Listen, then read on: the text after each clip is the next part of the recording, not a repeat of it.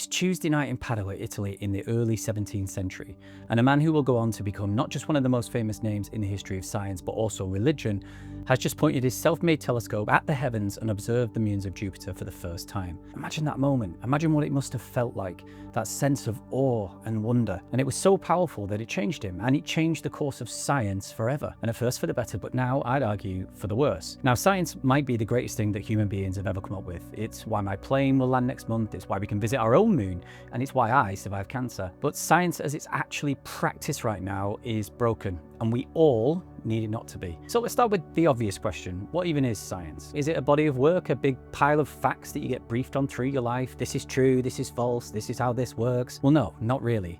It is a method, and it's a method that has something kind of weird baked into it right from the start.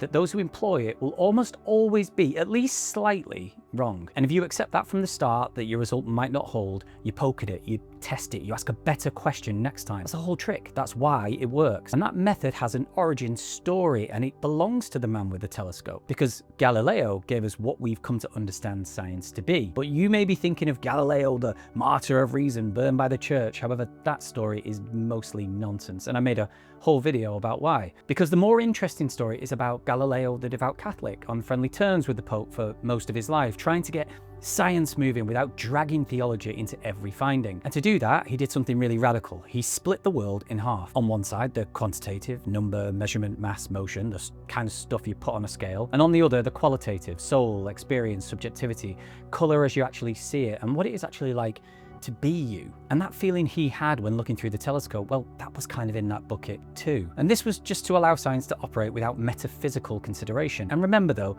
this is in an era where if you proposed materialism as the best metaphysical explanation for the reality of the world, you'd have been at best laughed out of the room. So the risk of what was coming was never on the cards. And it worked. It gave us the Enlightenment, the Industrial Revolution, my remission. But there's a reason the philosopher Philip Goff calls this Galileo's era. Because somewhere between then and now, that line stopped being a method and quietly became a belief system. Materialism and physicalism, the idea that everything real is made of physical, measurable stuff, and that anything which doesn't kind of look physical is either an illusion or just a physical thing we haven't figured out how yet. And here's the thing about that. Physicalism is not a scientific finding. Nobody's discovered it. It can't be falsified. It's a metaphysical position. You can't test that it's true. It's the assumption that comes before the test and the thing that we filter all our results through. And the reason it's so favored is because if physicalism is true, then science is the only route to ultimate truth, which brings us to trust the science and what that actually means. Well, it no longer means the method with its wonderful admission and axiomatic principle that it is going to probably be wrong. What it means now is faith that science will tell you everything, even the things it can't right now. And every faith system needs a way to tell the believers from the heretics so as to put them on trial. And science has got one of those too, and Karl Popper gave it a name, falsifiability. A claim can only count as science if there's some way, in principle, that it could be shown to be wrong. Anything that fails that test gets called pseudoscience. But strictly speaking, all that label should therefore mean is, well, this is the kind of thing that science can't actually answer. But it doesn't mean that. It shouldn't mean the idea is stupid, but it usually does. That's exactly how we use it now. Good science and bad science. Smart people and crackpots wearing tinfoil hats and claiming our flat Earth is 6,000 years old. But take vertical perception during an out-of-body experience, or idealist and panpsychist readings of quantum mechanics, the suggestion that the origin of life looks fine-tuned, if not designed, and even integrated information theory. These are serious ideas held by serious, credentialed people, and most of them are not falsifiable and therefore deemed pseudoscience. And now consider the idea that there are infinite universes containing every possible arrangement of every particle, every quark, every superposition, or that reality indeed is constructed of invisible 11-dimensional strings, or that the universe is entirely made of physical stuff, but that it originated from no physical stuff in the first place. Well, none of those can be falsified either, and they are taught, funded, and treated as the natural position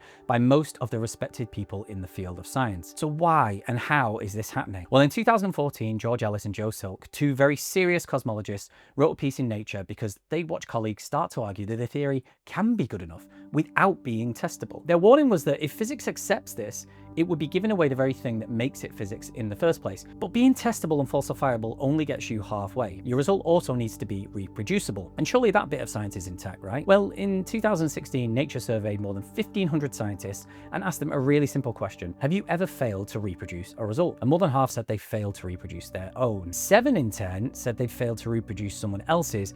And here's the one. 9 out of 10 said there was a reproducibility crisis, and about half said it was a serious crisis. Now, a failed replication should put the original result in doubt. You need at least more testing, a different approach. Wait a second, hold on a minute. Fewer than a third of those scientists that were surveyed thought that a failed replication probably meant the theory was wrong. That actually doesn't bear out. In 2005, John Ioannidis, now at Stanford, published a paper with the beautifully blunt title, "Why Most Published Research Findings Are False." And the fact that falsifiability and reproducibility are no longer holy precepts of this faith system, well, we need to understand how that affects how science actually behaves. Thankfully for us, Thomas Kuhn spent his entire career on exactly this issue. He went through the record of how science actually behaves during the big shifts. Think of the Copernican revolution or the beginning of the 20th century. And what he found was that when results won't replicate or the prediction doesn't land, the theory almost never gets dropped. It gets patched or excused, and this is because scientists seem to care more about paradigms rather than specific results. And Kuhn says these paradigms do eventually fall, but they don't fall because someone falsified them. They fall when the people holding them retire or die and the next generation are ushered in. And Max Planck said it first, right? Science advances one funeral at a time. So what actually happens to a person who goes against the paradigms with a falsifiable, reproducible, even verifiable, as per science's previous approach, result? Well, in 1927, a Belgian priest called Georges Lemaitre worked out from Einstein's own equations and through Hubble's telescope observations that the universe was expanding, and that if you run the tape backwards, it must have started from a single point, a singularity. And when Lemaitre brought this to Einstein face to face in the back of a cab, Einstein's response was to say that his calculations were correct, but his physics was abominable. And Arthur Eddington was even more honest about it. He said in print that the idea of a beginning was philosophically repugnant to him. And Fred Hoyle, a brilliant astronomer and very outspoken atheist, fought this idea for the rest of his life. He's actually the one who coined its name. He called it the Big Bang Theory, and he actually meant that as an insult, but as we all know, it kind of stuck. But he went to his grave still saying that it was wrong, abominable, repugnant, wrong, despite all the evidence and a clean application of the scientific method. Could it have been perhaps because a universe that begins sounds far too much like the first line of Genesis, and it had just come out of the mouth of a Catholic priest? At least eventually Einstein called his attitude towards the expanding universe through the fixing of his cosmological constant the greatest blunder of his career. But surely this is just something that happened a long time ago and we've recognized and grown out of. Well, in November 2016, the Royal Society and the British Academy held a meeting called New Trends in Evolutionary Biology to discuss whether the standard neo-Darwinian model needed extending, talking about things like epigenetics, developmental plasticity, that sort of thing. And it was organized by 5 people, including Dennis Noble, a respected physiologist at Oxford University, a fellow of the Royal Society, and the man who examined Richard Dawkins' own doctorate back in the 60s. Before the meeting had even happened, before a single word was spoken, around 20 other fellows of the Society signed a letter to the President of the Royal Society asking that they disassociate themselves from the event. Not to rebut the arguments, it's just that the arguments offended the neo-Darwinian paradigm. But why is this important? Science seems to be working fine, right? Well, because whatever Galileo felt looking at those moons, it's the same thing that an artist feels standing in front of a canvas, moving with instinct. That a poet feels when the cadence is just right.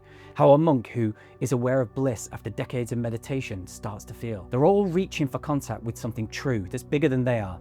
And that feeling of achieving this is exactly what science was built on. And when we split the world in half, we put that sort of feeling outside of science. And what we did was reduce all of this fantastic discovery to a simple word: just. Consciousness is just brain activity. Your choices are just evolutionary psychology. And love is just chemistry responding to stimuli. And the reason to do science is no longer wonder, it's just citations, funding, tenure, and a name on a paper. And that word just makes reality so cold and mechanistic and empty of any sort of meaning. And it isn't even accurate. Look closely enough at the screen of reality and you don't just get smaller and smaller images, the pixels eventually stop resolving. The world goes quantum and probabilistic and frankly a bit weird. And when you ask the big questions like, where did experience even come from? How do gravity and quantum mechanics fit together? How does anything come from nothing? The answer isn't, well, we don't know. Isn't that amazing? It's science will figure it out, which is faith. That's what faith is. There's no evidence that we will. The closer we get to any theory of everything, a model of consciousness or abiogenesis, the further away it seems. And I'm not saying that faith is a bad thing. I'm saying that it's necessary. Yet too many people in science insist faith is a weakness while it sits right at the heart of what they're doing. And faith without the grace to accept this leads to bitter discourse, an inability to disagree without trying to ridicule the other side, and a shunning of any idea outside your own dogma. So what do we need? Well, we need science to be what it was conceived to be, which means three things, and none of them are radical. First of all, the rule of falsifiability has to apply to everyone. It's either the standard or it isn't. Apply it evenly, and it means we might have to start thinking about some of these theories again, but that's okay. That's what we're meant to do. Similarly, failed replication has to mean something again. Right now, it barely changes whether a result stays accepted, and the method has to stay just that, a scientific method, not a claim about metaphysics. A hammer being excellent is not evidence that the world is made of nails. So the fix is to stop saying one word like just and say these instead. I'm probably wrong about this, but what if? Because that's exactly where this came from. That's the sentence that science was built on. And the moment it comes back, we can start to disagree again, but properly and in a way that's not antagonistic. We can actually argue about evidence rather than the tribe we belong to, and still both stand there at the end of it, slightly stunned and amazed and in awe. Any of this is really here for us to, experiment with and just experience in general. Like that man in Padua, Italy, on a Tuesday night, looking at the moons through his self-made telescope. And if you want to see where that split actually started and learn a bit more about Galileo's story, because almost everything you've been told is pretty much wrong, then please do check out this video where I go into that in more detail.